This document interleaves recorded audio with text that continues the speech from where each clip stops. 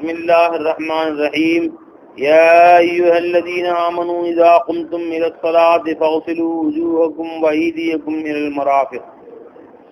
ஈமான் கொண்ட மக்களே, இதா கும்தும் இல ஸலாத்தி, தொழுகைக்காக நீங்கள் எழுந்து சென்றால், அதாவது தொழுகைக்கு தயாரானால் அப்படின்னு அர்த்தம். ஃபக்ஸிலூ வஜூஹக்கும், உங்கள் முகங்களை கழுகிக் கொள்ளுங்கள். வஅய்தியக்கும் இலல் மராஃபிகி, உங்கள் கைகளையும் கழுகிக் கொள்ளுங்கள் முட்டு வரையிலேயும். வம்ஸஹூ பிரூஸிக்கும், உங்கள் தலைக்கு மசஹ் செய்து கொள்ளுங்கள். வஅர்ஜுலக்கும் இலல் கஅபைன், உங்கள் கால்களையும் கழுகிக் கொள்ளுங்கள் கரண்டை மொழி வரையிலேயும். இது நிறைய தொழுகைக்கு அல்லாஹ் ஒது செய்கிற முறையை சொல்லி காட்டுகிறான். ஒதுவின் பர்லுகள் 4: முகத்தை கழுகுதல், கைகளை கழுகுதல், தலைக்கு மசஹ் செய்யுதல், கால்களை கழுகுதல்.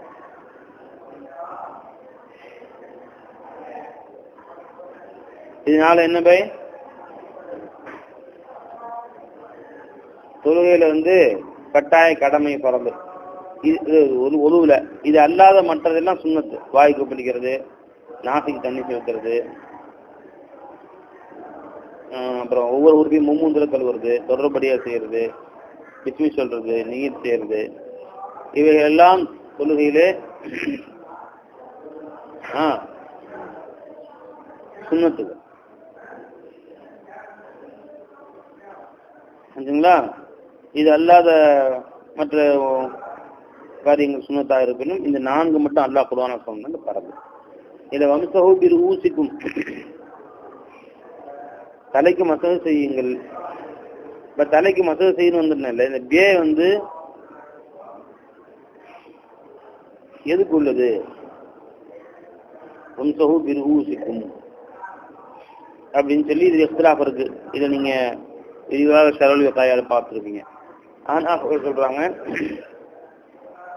இந்த ஆயத்து முஜ்மல், இதனுடைய தஃப்சீர் குர்ஆன்ல வருது, ஹதீஸ்ல வருது. பெருமானார் ஸல்லல்லாஹு அலைஹி வஸல்லம் தலையில 4 ஒரு பங்கு மசஹ் செய்தார்கள். மஸஹபி நாசியதிஹி அப்படின்னு வருது. அது ஆதாரம் வச்சு 4 ஒரு பங்கு ஃபரது, மற்றெல்லாம் ஃபரது இல்லை. இந்த ஆயத்து முஜ்மல்னா விளக்கம் தெரியவில்லை, ஹதீஸ்ல விளக்கம் தேடுறோம் அப்படின்னு சொல்றாங்க. ஹனாஃபுகள் கருத்து. ஷாஃபியாக்கள் இந்த ஆயத்து முத்துலக்னா பொதுவாக வந்திருக்கு, தலைக்கு மசஹ் செய்யணும், இவ்வளோ அவ்வளோன்னு வரல. அதனால முத்துலகை பொறுத்தவரையிலையும் அற்பமான அளவு நிறைவேற்றினாலும் போதுமானது. ஒரே ஒரு முடிக்கு மசஹ் செய்தாலும், 2 முடிக்கு 3 முடிக்கு மசஹ் செஞ்சாலும் அது மசஹ் தான், அது போதுமானது. அவங்களுடைய கருத்து. இது மாதிரி அவங்கள்ட்ட 1 முடி 2 முடி மசஹ் செய்தால் கூட போதும். அதுவும் தடவரை தானே. தண்ணி தொட்டு ஒரு விரல தொட்டு தலைத்தா தடவரை தான். அதான் தடவை சொன்னேன், எவ்வளோன்னு சொல்லல, குறைந்தபட்ச அளவு நிறைவேற்றினாலும் போதும். இப்போ எல்லாரும் உதவி செய்யுங்கப்பா, ஆளு கொஞ்சம் காசு போடுங்க அப்படின்னா ஒருத்தர் 1 ரூபா போட்டான், அதுவும் அவன் ஹுக்குமை நிறைவேற்றினு அர்த்தம். ஒருத்தர் 1 லட்ச ரூபா போட்டான், அதான் அவன் இஷ்டம். 1 ரூபா போட்டாலும் குறைந்தபட்ச காசு போட்டாலும் முடிஞ்சு போச்சு.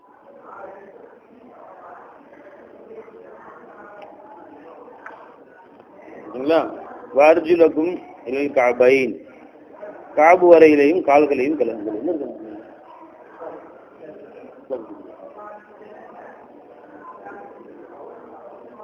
வயின் குந்தும் ஜுனுபன், அவர்கள் ஜுனுபாலியாக இருந்தால், நீங்கள் யாரும் ஜுனுபாலியாக இருந்தால், தத்தஹரு, மிகவும் சுத்தம் செய்யுங்கள். இத்தஹர, தஹர இத்தஹர, தத்தஹர, இது உங்களுக்கு முபாரகாவா சொல்லப்பட்டிருக்கு. தத்தஹரு, மிகவும் சுத்தம் செய்து கொள்ளும், குளித்துக் கொள்ளுங்கள். வயின் குந்தும் மரலா, சரிங்க. அப்ப ஜுனுபாலிக்கு குளிக்கிற சட்டம், உடல் முழுவதும் தண்ணீரால் குளிக்க வேண்டும். மற்றவர்களுக்கு ஒது இல்லாதவர்களுக்கு ஒது செய்கிற சட்டம், சரிங்க. ஒதுவோ குளிப்போ கடமையாகி தண்ணி இல்லைன்னா தயமம் செய்து கொள்ளணும். அதையும் அல்ல இங்கே சொல்றோம். வயின் குந்தும் மரலா, நீங்கள் வியாதியஸ்தர்களாக இருந்தால், அவாலா சஃபரின், அப்படி பிரயாணத்தில் இருந்தீங்க, தண்ணி கிடைக்கல. பிரயாணத்துலன்னா இங்கே அதுக்கு அர்த்தம், பிரயாணத்துக்கு போறீங்க, போன தண்ணி இல்லை, பல மைல்களை தேடி பார்த்தீங்க, தண்ணி கிடைக்கல. அப்ப என்ன செய்யணும்? அவுஜா அஹதும் மின்கும் மினல் காயித்தி, உங்களில் யாரும் காயித்னா கொல்லைக்கு சென்றால், காயித்னா மரங்கள் அடர்ந்த பகுதி,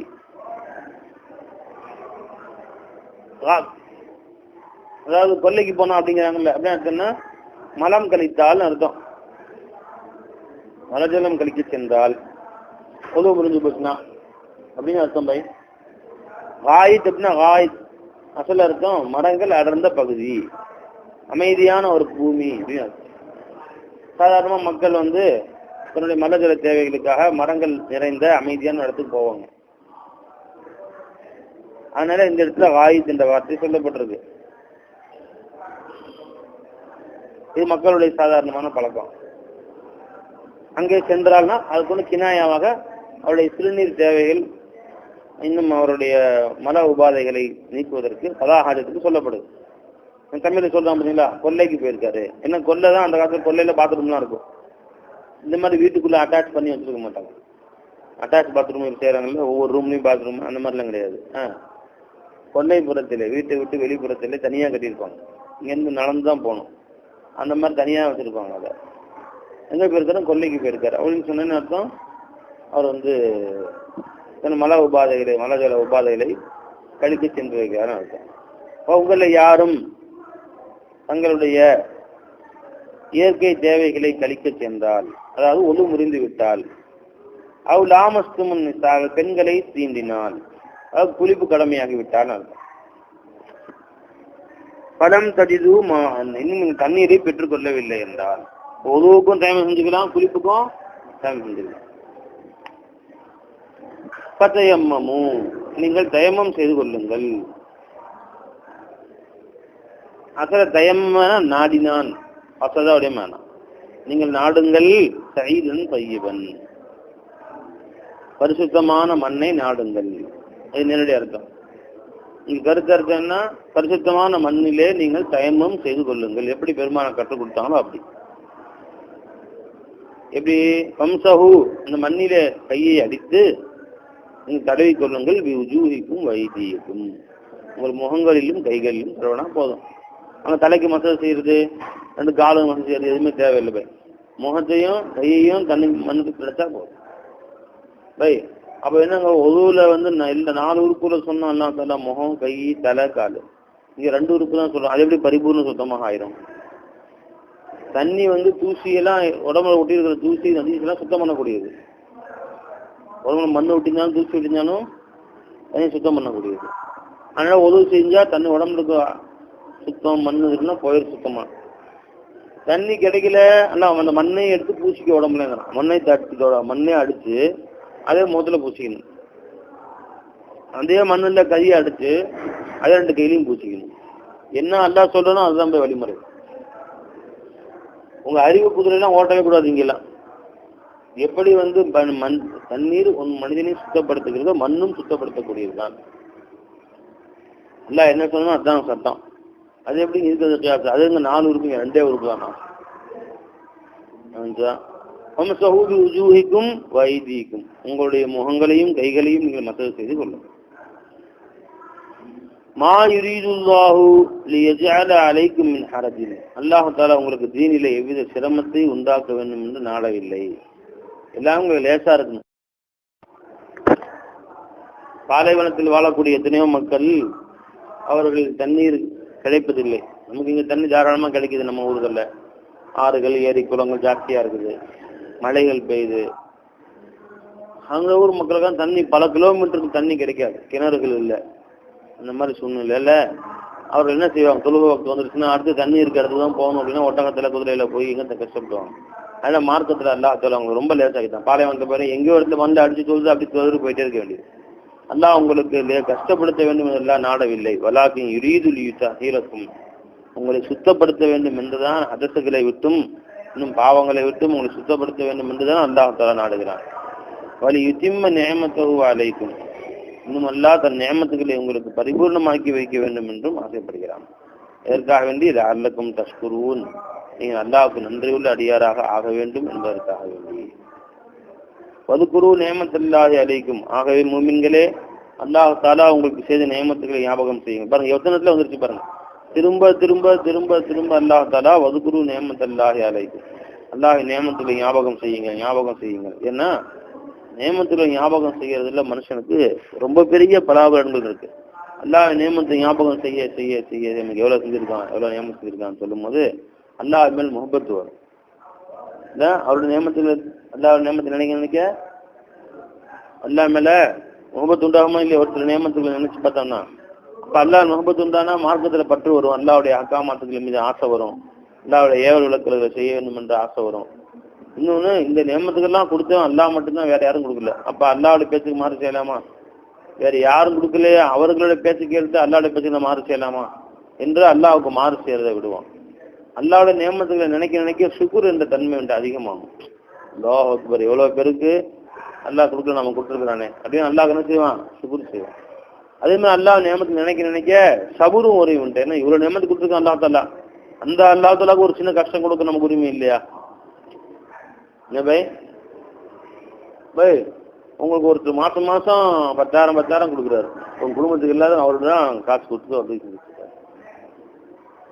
என்ன பை?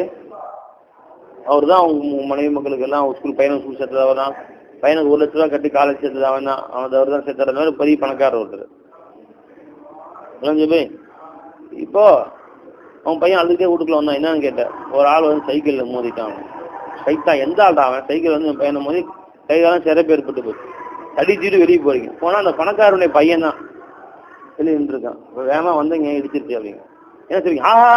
பரவாயில்ல பரவாயில்ல பரவாயில்ல, இன்னும் 2 இடியே இடிச்சுக்கங்க. ஏன்டா என் பையன் இடிச்சேன்னு அவனை போய் சாத்துவியா? ஏன் அந்த அவங்க அத்தா தான் அவனுக்கு மாசம் மாசம் காசு கொடுத்து இந்த பையன் காலேஜ் சேர்த்தது 1 லட்ச ரூபா கொடுத்து சேர்த்தது, உன் பிள்ளைக்கு கல்யாணத்துக்கு 3 லட்ச ரூபா காசு கொடுத்தது எல்லாம் அவர் தான். என்னவே அவர் எடுத்து ஏப்பா போடா பையன் சார் நீ என்ன குறுக்கால போன திருட்டு போயில, நீ குறுக்கால போனா நிறுச்சான், நீ எதுக்கு குறுக்கால போற, உள்ள போடா அப்படின்னு குற்றத்தை பையன் மேல போட்டு அவர் நீங்க போங்க பையன், நீங்க போங்க தம்பி, அப்படிதான் இவன் குறுக்கால போயிட்டு இருப்பேன். இப்பதான் இந்த விவரம் இல்லாத பையன், நீங்க போங்க. இதே வேற ஆளா இருக்கட்டும், தொன்ன கட்டையிலே சாதிச்சு ஏன்டா அடே இதெல்லாம் கண்ணை பின்னாடி வச்சுட்டு போறீங்களா, இவங்க சைக்கிள் ஏறினா விமானத்தில் ஏறினா மாதிரி நினைப்பாடா அவங்களுக்கு. அப்படி சாத்து பையன் வர குறுக்கால அவர் தெரியல அவனுக்கு எடுத்துருப்பான். இந்நேரம் ஏன் இந்த அடிக்கல, ஏன் அடிக்கல? அவருடைய எஹ்சான் வீட்டு மேல ரொம்ப இருக்கு, அவங்க அத்தாவுடைய எஹ்சான்.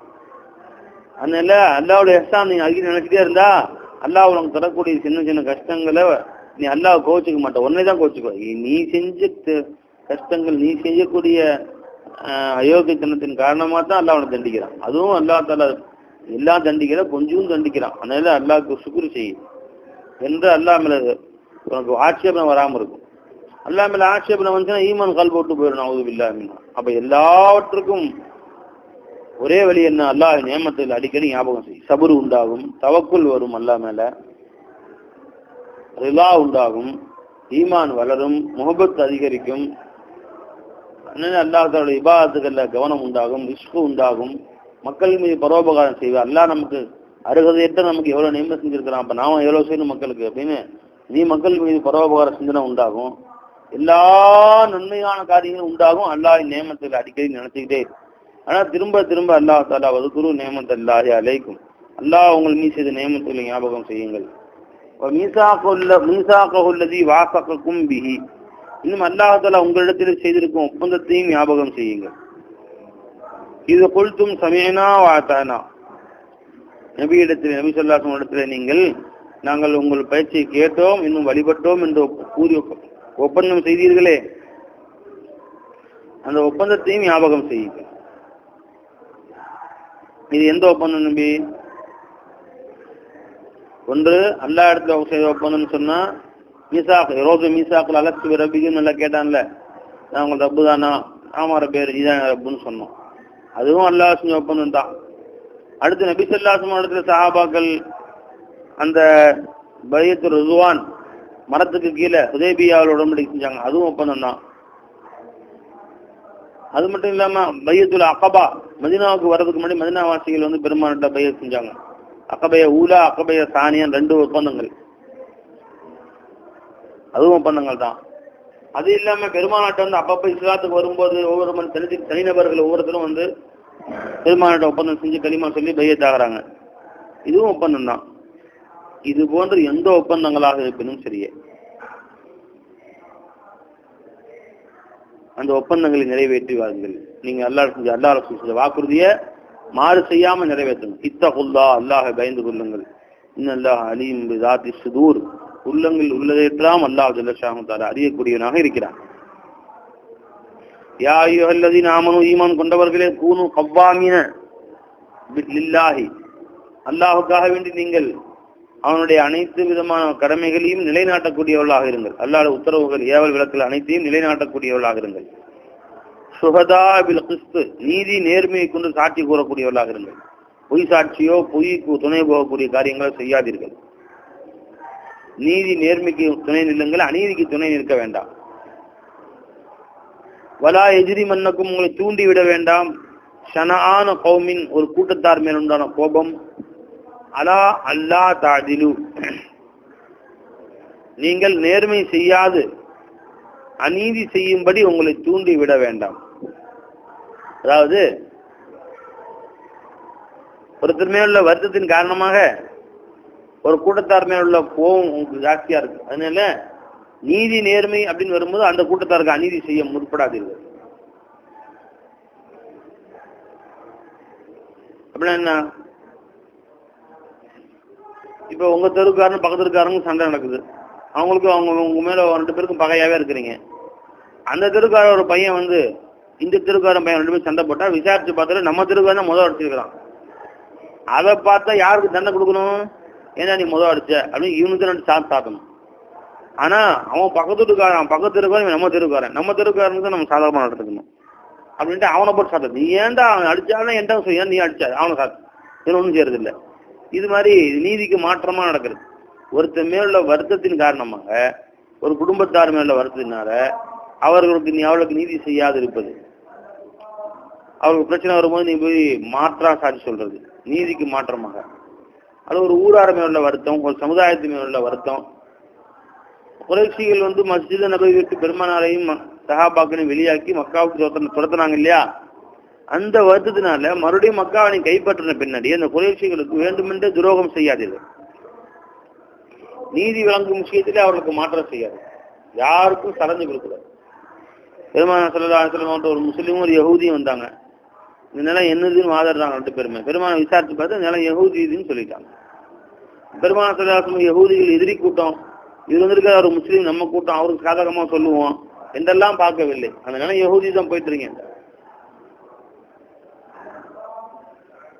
அப்ப இவ்வாறு நீதிக்கு நீங்கள் கட்டுப்படுங்கள். யஅதிலு, நீதி செய்யுங்கள், நேர்மை செய்யுங்கள். ஹுவ அக்ரபு லித்தக்வா, அதுதான் தக்வாவுக்கு மிக நெருக்கமானது, மிக மிக நெருக்கமானது. எது?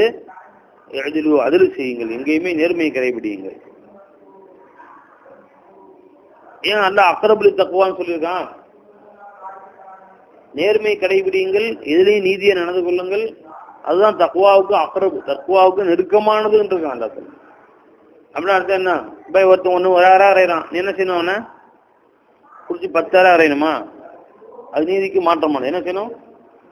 ஒரு அறைக்கு திரும்ப அவனை பிடிச்சி இன்னொரு அறையே அரைஞ்சிடலாம், அரைக்கு அரை. இப்ப இப்படி செஞ்சா தக்வாவுக்கு நெருக்கமானது. தக்வா என்ன தெரியுமா? அரையாம மன்னிச்சு விட்டுறது. அவன் அடிச்சு அவன் திரும்ப அரையாம போ போ போ போ மன்னிச்சிட்டேன் போ, மன்னித்து விடுவது தக்வா. அப்படி ஒன்றுக்கு ஒன்றாக செய்வது தக்வாவுக்கு நெருக்கமானது. 1க்கு 2 செய்யறது ஜுல்ம், அநீதி. அதில் செய்யுங்கள், அதில் செய்வது தக்வாவுக்கு நெருக்கமானது. அப்ப தக்வா என்னங்க? ஃபஸ்ல் செய்வது, உனக்கு தீங்கிழைத்தோருக்கும் நன்மை செய்வது. இதுஃபா பில்லத்தி ஹிய அஹ்ஸனு ஸய்யா, நல்ல காரியத்தை வைத்து தீய காரியத்துக்கு பதில் கூறுங்கள். அதான் ஃபஸ்ல் செய்யறதுன்னு சொல்றது. வத்தகுல்லாஹ், அல்லாஹ்வை அஞ்சிக் கொள்ளுங்கள். இன்னல்லாஹ் கபீரும் பிமா தஅமலூன், நீங்கள் செய்கின்றவற்றை எல்லாம் அல்லாஹ் ஜல்லல்லாஹு தஆலா நன்கு அறிந்தவனாகவே இருக்கிறார். வஅதல்லாஹு அல்லதீன ஆமனூ வ அமிலுஸ் ஸாலிஹாத்தி, உங்களை யார் ஈமான் கொண்டு நற்காரியங்கள் செய்தார்களோ அவர்களுக்கு அல்லாஹ் வாக்குறுதி அளித்திருக்கிறான். லஹும் மக்ஃபிரத்தும் அஜ்ருன் கரீம், அவர்களுக்கு அல்லாஹ்விடமிருந்து மன்னிப்பும் மிக பெரும் கூலியும் அல்லாஹ்விடமிருந்து அவர்களுக்கு இருக்கிறது என்று அல்லாஹ் ஜல்லல்லாஹு தஆலா வாக்குறுதி அளித்திருக்கிறார். வல்லதீன கஃபரு கஸபூ பி ஆயாத்தினா, யார் காபிரானார்களோ, இன்னும் நம்முடைய ஆயத்துக்களை அத்தாட்சிகளை மறுத்தார்களோ, உலாய்க அஸ்ஹாபுல் ஜஹீம், அவர்கள் தான் நரகத்துக்குரியவர்களாக இருக்கிறார்கள். யா அய்யுஹல்லதீன ஆமனு ذ்குரு நிஅமத்தல்லாஹி அலைக்கும், ஈமான் கொண்டவர்களே அல்லாஹ் நிஅமத்துகளை மீண்டும் ஞாபகம் செய்யுங்கள். மீண்டும் மீண்டும் சொல்கிறேன், அல்லாஹ் நிஅமத்துகளை ஞாபகம் செய்யுங்கள். இது ஹம்ம கௌமுன், ஒரு கூட்டம் எண்ணிய பொழுது, அன் யப்சுது இலைக்கும் ஐதியக்கும், உங்களின் பக்கம் தங்கள் கரங்களை நீட்டலாம் என்று அவர்கள் நாடிய பொழுது, கஃப ஐதியகும் அன்கும், உங்களை விட்டும் அவர்களின் கைகளை அல்லாஹ் தடுத்து விட்டான். இது ஒரு போருக்கு பெருமாசம் போயிருந்தபோது துஹர் தொழுதாங்க. எதிர்க்கெல்லாம் பார்த்துட்டு பாருங்க, எல்லாரும் ஒன்னா சேர்ந்து துஹர் தொழுகிறாங்க. நல்ல சான்ஸ் தவற விட்டுட்டோம். அவங்க எல்லாம் சைதாவுக்கு வரும்போது மொத்தமா போயிருந்தா எல்லாத்தையும் அப்படி ஈஸியா வெட்டியிருக்கலாம். அவங்க எந்திரிச்சு கத்திட்டு கொடுக்கல, தொழுகையே வெட்டிடலாம். இந்த மாதிரி சான்ஸ் நமக்கு போயிடுச்சுன்னு யோசிச்சாங்க. அப்ப சில பேர் சொன்னாங்க, அவங்க எதிரிகள்லயே கவலைப்படாதீங்க, அசர் தொழுகை வருது, அதில் எல்லாம் ஒன்றா தொழுவாங்க, அப்போ போட்டுடலாம் அப்படின்னு முடிவு பண்ணி எல்லாம் ரெடியா இருக்காங்க. அதுக்குள்ள நல்லா ஆயத்திறக்கிட்டான், நபியே ஹபீபே, இந்த மாதிரி எதிரிகளுடைய சூழ்ச்சி இருக்கிறதுனால நீங்க எல்லாரும் ஒன்றா தொழுகாதீங்க, பாதி பாதியா பிரிஞ்சுக்குங்க. ஒரு கூட்டம் ஸலாத்துல் ஹௌஃப்னு சொல்றது,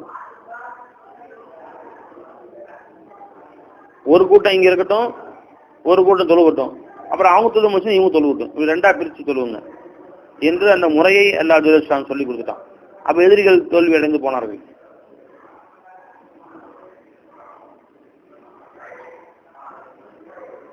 அல்லாஹ் சொல்கிறான், யா அய்யுஹல்லதீன ஆமனு ذ்குரு நிஅமத்தல்லாஹி அலைக்கும் இது ஹம்ம கௌமுன், ஒரு கூட்டம் எண்ணிய பொழுது, அன் யப்சுது இலைக்கும் ஐதியஹும், உங்கள் பக்கம் தங்கள் கைகளை நீட்ட வேண்டும் என்று எண்ணிய பொழுது, கஃப ஐதியஹும் அன்கும், அவர்களின் கையை அல்லாஹ் ஜல்லஷான் தடுத்தான் உங்களை விட்டும். வத்தகுல்லாஹ, அல்லாஹ்வை நீங்கள் அஞ்சிக் கொள்ளுங்கள். வஅலல்லாஹி ஃபல்யதவக்கலில் மூமினூன், நிச்சயமாக அல்லாஹ்வின் மீதே மூமின்கள் தவக்குல் வைக்கட்டும், நம்பிக்கை வைத்துக் கொள்ளட்டும். இப்ப அல்லாஹ் மேல் தவக்குல் வைத்தால் இது போன்று அல்லாஹ் எதிர்பாராத ஆபத்துகளை கூட தன் ஃபضலை கொண்டு நீக்கி உங்கள் மீது கருணை காட்டுவான்னு தெரிகிறது.